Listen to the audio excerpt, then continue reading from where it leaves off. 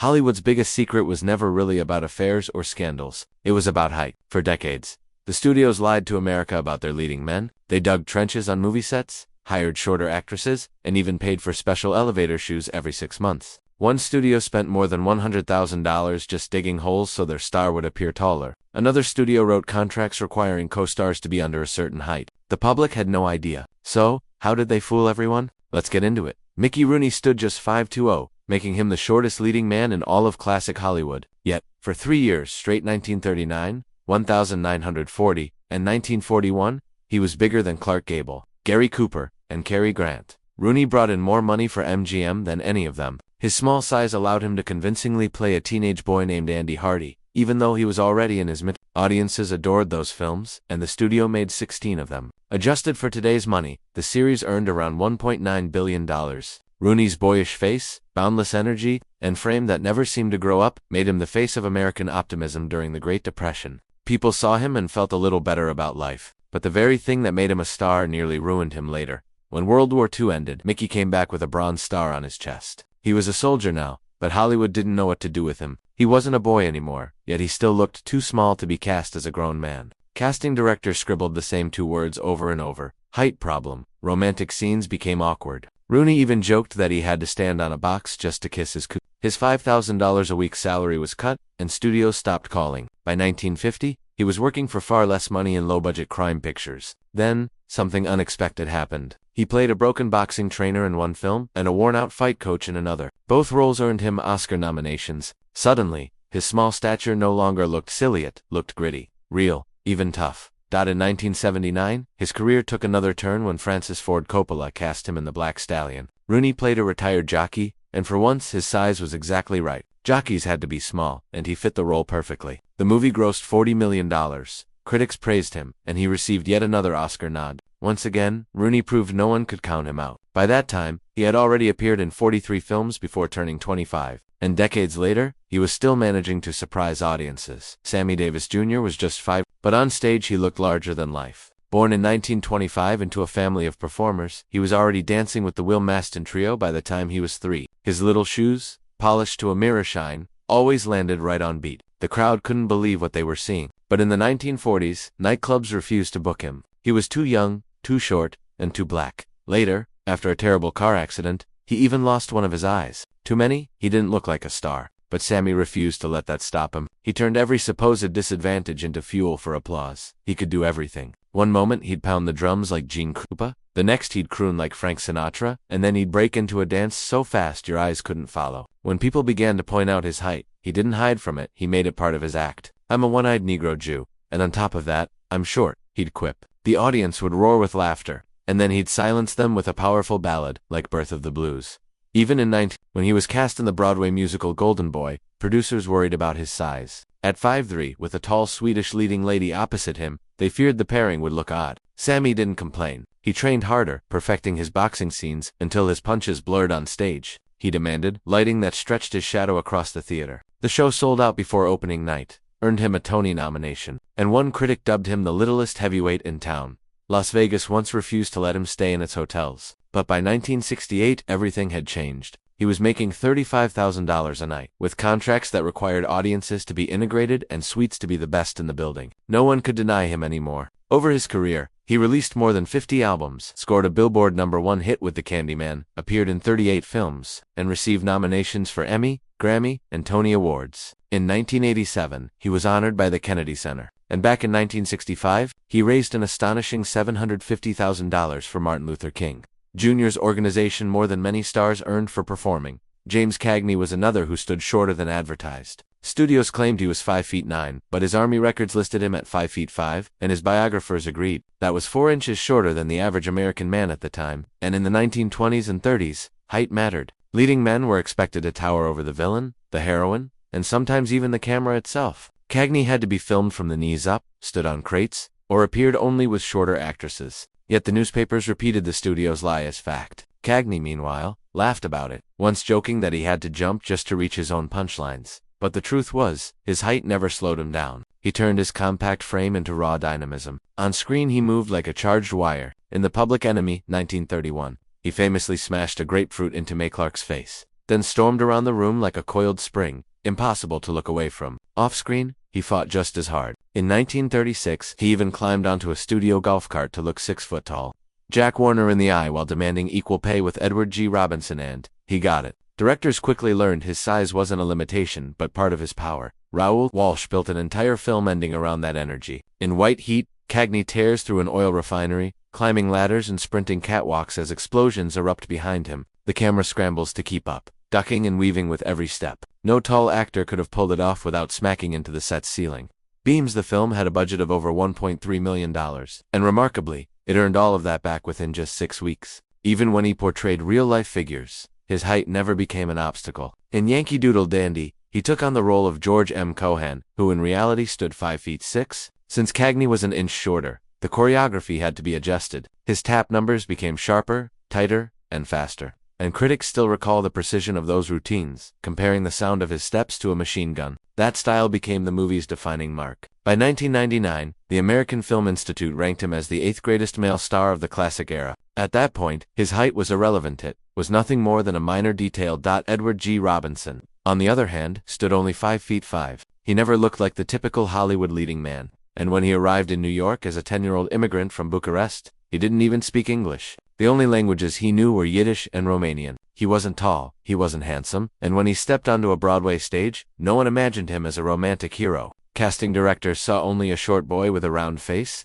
but Robinson transformed what seemed like a limitation into his greatest strength. He spent hours in front of mirrors studying the curl of his lips, the drop of his eyebrows, and the way his voice could strike like a hammer. When others mocked the idea of a small gangster, he answered with a booming voice that filled the room. That voice carried him into stardom with Little Caesar, which premiered on January 9, 1931. Robinson played Rico Ban, a ruthless mob boss, and audiences forgot all about his height the moment he appeared. He commanded every scene, making the actors around him feel smaller by comparison. Time magazine wrote that his 5'5" frame fills the screen with menace, and it wasn't an exaggeration. Warner Brothers worried audiences wouldn't accept a gangster who had to look up at his rivals, so they tried to hide it. They inflated his height to 5 feet 9, filmed him from low angles, and made taller co-stars slouch or sit. But the numbers didn't lie. Little Caesar was made for $280,000 and grossed over $1.5 million in the depths of the Great Depression. Robinson didn't just silence the critics, he rewrote the rules. By 1933, he was earning $85,000 per film, equivalent to nearly $2 million today, and even secured script approval, a privilege usually reserved for megastars like Clark Gable. His small stature became part of his legend. During World War II, he volunteered for dangerous USO tours on the front. When asked why, he quipped that a 5 feet 5 target gave the Nazis only half a chance. Beneath the humor was real courage. Over the years, he donated more than $250,000 to anti-fascist causes and built an art collection worth $3.5 million by 1956. Charlie Chaplin also stood just 5'5", about 4 inches shorter than the average American man in the 1920s. At a time when screen idols were expected to be tall and imposing, Chaplin defied convention. He crafted a persona that made him appear even smaller. Oversized trousers, a coat too tight, a bowler hat, and a thin cane. On screen, he resembled a child dressed in adult clothing. But once he moved, drunning, spinning, tripping, dancing, everything changed. In The Kid, he ran alongside towering policemen, yet all eyes were locked on him. Directors often had to pull the camera back just to fit his boundless energy into the frame. His height became an unlikely advantage. In 1923, Chaplin earned $125 million for A Woman of Paris, 5 times more than Douglas Fairbanks, who stood at 5 feet 9. His popularity was unmatched, and studio memos revealed an odd discovery. His smaller size actually saved money. Cameras required less film to capture him, cutting production costs by about 12%. Audiences felt a deeper connection to. A 1925 study at Columbia University measured physical responses during Easy Street. When a tall bully lifted Chaplin by the collar, stress levels spiked by nearly 39%. Viewers instinctively wanted to protect him and cheer for his victory. Chaplin understood this dynamic. In City Lights, he faced off against a much taller boxer. Instead of brute force, he relied on nimble footwork, dodging punches as though performing a dance. The crowd loved it. Even in the sound era, his silent performance drew thunderous applause. Beyond the screen, Chaplin proved equally savvy. In 1919, he co-founded United Artists with Mary Pickford, Douglas Fairbanks, and D.W. Griffith, each holding an equal share. At their first meeting, Chaplin declared that physical inches matter less than creative control, a philosophy that guided his career. By 1952, his fortune had exceeded $50 million, or about $590 million today. Even after leaving America during the Blacklist years, his influence remained global. His frame may have been small, but his shadow stretched across the world. Buster Keaton was cut from the same cloth. In an era when stars were expected to be tall, commanding, and loud, he was none of those things. Standing just 5'5", he nevertheless became one of the greatest silent film legends. Born Joseph Frank Keaton in 1895, he was introduced to show business early when his father added him to their vaudeville act. But this wasn't a gentle family routine. His father literally hurled him around the stage. A suitcase handle was sewn into the back of his costume so he could be swung like luggage. It looked brutal, but it was training. Keaton learned how to tumble down stairs, crash off rooftops, and absorb falls without injury. He mastered mid-air twists, side landings, and techniques to protect his head. That grueling apprenticeship became the foundation of his brilliance and the magic that defined his career. In 1917, Keaton shifted from stage to screen, and suddenly all the years of grueling practice had a new purpose. His shorter build, once seen as a disadvantage, became his secret strength. With a center of gravity just 85 centimeters off the ground, he was naturally more stable than taller actors. A physics professor even remarked that Keaton could withstand blows that would topple a 6-foot man,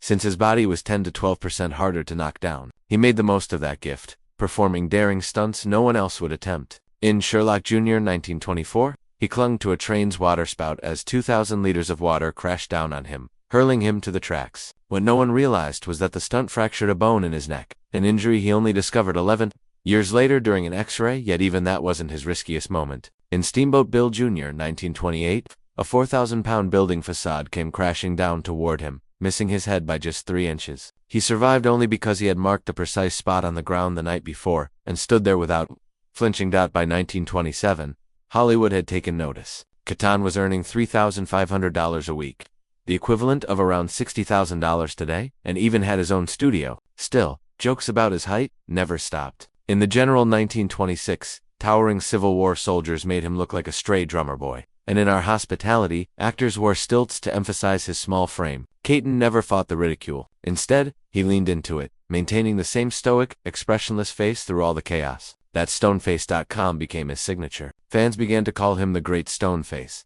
But then sound arrived. In 1928, MGM took over his films, stripping him of creative control, and his career faltered. Yet the story didn't end there. In the 1950s, television revived his name. He appeared on The Twilight Zone, and in 1957, even a beer commercial. Post-war audiences, raised in quieter times, were fascinated by this small, a strange man who tumbled with such impossible grace. Peter Lorre, on the other hand, stood only 5'5", some said even shorter, but his size never seemed to matter on screen. In 1931, he terrified audiences in M, playing a child killer with sweating face and darting caged animal eyes. The performance was so haunting that Berliners claimed to see him on the street and called the police. The panic helped the film sell over 400,000 extra tickets in just 3 months. Forced to leave Germany in 1933, Lorre was immediately noticed by Alfred Hitchcock, who valued energy over height. In The Man Who Knew Too Much, Lorre blended into crowds, yet the camera always found him. His presence was like a warning bell. Hollywood exploited the contrast. Posters showed Little Pete beside the towering Sidney Greenstreet, who stood at 6'4". Audiences loved it. Variety reported that when both appeared in a film, ticket sales rose 22%. Far from shrinking away, Lorre embraced his frame. Between ages 27 and 40, he was offered more than 300 roles, many paying $3,000 a week, around $55,000 today. By 1946, Warner Brothers contracts gave him top billing, a rarity for actors under 5'6". Critics said he didn't just act, he haunted the screen. When he died in 1964, the New York Times described him as a short, pudgy man who could nevertheless dominate every scene with his eerie brand of evil. Burgess Meredith stood at 5'5½", not tall or imposing, but with a voice that could rattle walls. In 1935, a director doubted he could hold his own beside a taller co-star and told him to project as though shouting across Times Square. Meredith did just that, shaking the theater walls and winning 29 curtain calls on opening night. Hollywood quickly came knocking. His first contract was worth $25,000, over $500,000. Today, though he never looked the part of a leading man, he carved out a career as the underdog, the outsider. His performance in Of Mice and Men, 1939, was raw and desperate, with critics calling him the tallest man on screen that night. During World War II, he entertained 8,000 troops in North Africa, standing on an ammunition crate so everyone could see him. War correspondent Ernie Pyle later picked him to star in the story of G.I. Joe, which won him Best Actor from the National Board of Review.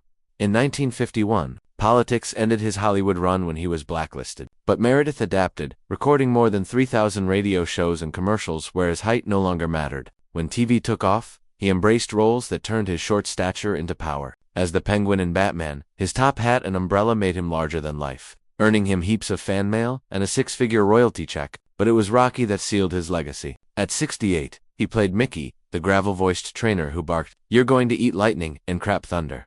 The line became movie history. The film, made for just $1 million, earned $225 million, and landed Meredith an Oscar nomination. Lou Costello was another 5'5" actor who defied expectations. In 1930s Hollywood, his size should have shut the door on stardom. But teamed with Bud Abbott, who towered at 6 feet, Lou turned his stature into a strength. His wide-eyed, childlike look became the perfect foil to Abbott's straight man. Their act revolved around the contrast. Lou in tight suits, squeaky voice, spinning in frantic circles and yelling, "Hey, Abbott!" Audiences roared. Their 1941 film Buck Privates cost just $180,000 to make, but pulled in more than $10 million, a staggering 5,400% return.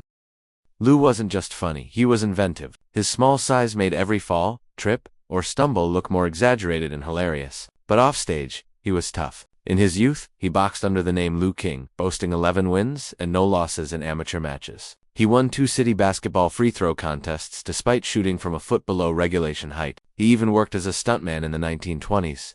Rare for comedians who also wrote their own gags. In business, he leveraged his little guy persona. When Abbott pushed for more pay in 1936, Lou retorted, "Audiences pay to see the little guy squirm." By 1941, he was taking 60% of the profits. On their 1942 war bond tour, Lou climbed tanks and bar counters so everyone could see him, helping raise $85 million, enough to fund an entire aircraft carrier group. By the mid-1940s, he was earning $250,000 per film, nearly $4 million today. But tragedy struck. On November 4, 1943, moments before a live NBC broadcast, Lou learned his baby son had drowned in the family pool. He went on stage anyway, performing the Who's on First routine flawlessly. The crowd never knew, but when the lights dimmed, he collapsed in grief. From then on, people saw him differently, not just as the clown, but as a man of resilience. Alan Ladd, meanwhile, was officially listed at 5'6" by Paramount. Though insiders whispered he was closer to 5'5", studio records reveal that between 1943 and 1956, he regularly ordered special Tunch elevator shoes, paid for as wardrobe maintenance. The reason was simple. His breakout role in This Gun for Hire 1942 paired him with Veronica Lake, who stood just 4'11".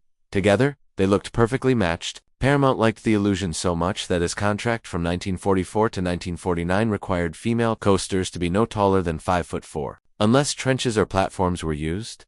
On Shane 1951, 1,250 feet of trenches were dug, so that 6 foot Van Heflin would appear shorter in their shared scenes, a project that cost $8,700, or about $100,000 today, for Boy on a Dolphin 1957, where he starred opposite 5'8" Sophia Loren. Greek builders constructed a 140-foot boardwalk raised 9 inches for Ladd to walk on, while Loren walked in the water. Even then, cameramen tilted the frame by 5 degrees to even the heights, jokingly calling the trick pan vertical. Rather than diminish him, these tricks only added to his fame. Fans loved reading about the trenches and platforms. By 1953, Ladd was one of America's top 10 box office stars, earning $150,000 per film plus a share of the profits, more than 6 foot for Gary Cooper made that year. Ladd's son later said audiences saw him as the fearless little guy, radiating a cold, quiet power that made him believable as a winner. Nowhere was that clearer than in Shane. The final scene framed him as a tiny figure against vast mountains, facing danger alone before delivering the haunting last line, "There's no living with a killing."